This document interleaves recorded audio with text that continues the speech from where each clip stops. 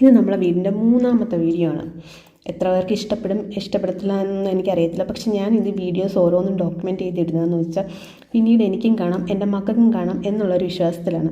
നിങ്ങൾക്ക് എന്തെങ്കിലും ഡൗട്ട്സോ എന്തെങ്കിലും ഇതൊക്കെ ഉണ്ടെങ്കിൽ ചോദിക്കും, ഞാൻ പറഞ്ഞുതരാം. എന്നെക്കൊണ്ടാവുന്ന രീതിയിൽ പറഞ്ഞുതരാം. കാര്യം ഞാൻ ഒരുപാട് യൂട്യൂബ് വീഡിയോസ് കണ്ടിട്ടാണ് ശരിക്കും പറഞ്ഞാൽ എൻ്റെ ഈ വീടിൻ്റെ ഒരുപാട് പ്ലാൻസ് ഞാൻ മാറ്റിയതും കാര്യങ്ങളൊക്കെ ചെയ്തത്. ഇൻറ്റീരിയർ ഒരുപാട് കാര്യം എനിക്കൊരു ആർക്കിടെക്റ്റോ ഒരു എഞ്ചിനീയറോ ഒന്നും ഇല്ലായിരുന്നു. എല്ലാം ഞാൻ ഈ യൂട്യൂബിൽ കണ്ടാണ് ഞാൻ ഓരോന്നും ചെയ്തിട്ടുള്ളത്. യൂട്യൂബ് ഒരു മനുഷ്യനെ എത്രത്തോളം ഇൻഫ്ലുവൻസ് ചെയ്യുമെന്ന് എൻ്റെ വീട് പണി നടന്നപ്പോൾ എനിക്ക് മനസ്സിലായി.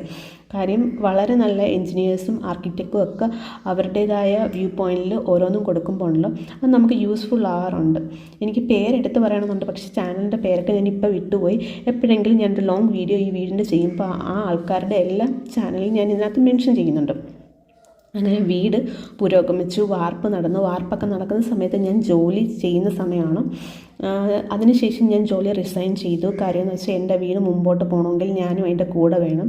ഒരുപാട് മെറ്റീരിയൽസ് ഇൻറ്റീരിയറിൻ്റെയും എല്ലാം എടുക്കണമെങ്കിൽ ഞാനും വേണം. ഞാനും കൂടെ പോയി നിന്നെടുക്കുമ്പോൾ എനിക്ക് അത്രയും ഒരു എന്താ പറയുന്നത്, നമുക്ക് അത്ര ഒരു സാറ്റിസ്ഫാക്ഷൻ. അതിൻ്റെ കൂട്ടത്തിൽ തന്നെ ഹസ്ബൻഡിൻ്റെ ഒരു ഇതുണ്ടായിരുന്നു ജോലി റിസൈൻ ചെയ്യാൻ വേണ്ടിയിട്ട്. അങ്ങനെ ഞാൻ എൻ്റെ ജോലി റിസൈൻ ചെയ്തു. നിങ്ങൾക്ക് പലർക്കും തോന്നുന്നു അത് വേണ്ടായിരുന്നു എന്ന്, പക്ഷേ അതെനിക്ക് ആ ഒരു സമയത്ത് അത്യാവശ്യമായിരുന്നു. അതാണ് ഞാൻ ജോലി റിസൈൻ ചെയ്തത്. ഇതാണ് നമ്മളുടെ വീട്. അപ്പോൾ ഫുൾ വീഡിയോ വേണമെങ്കിൽ നിങ്ങൾ കമൻറ്റ് ചെയ്യും. ഞാൻ വീടിൻ്റെ എല്ലാ വീഡിയോ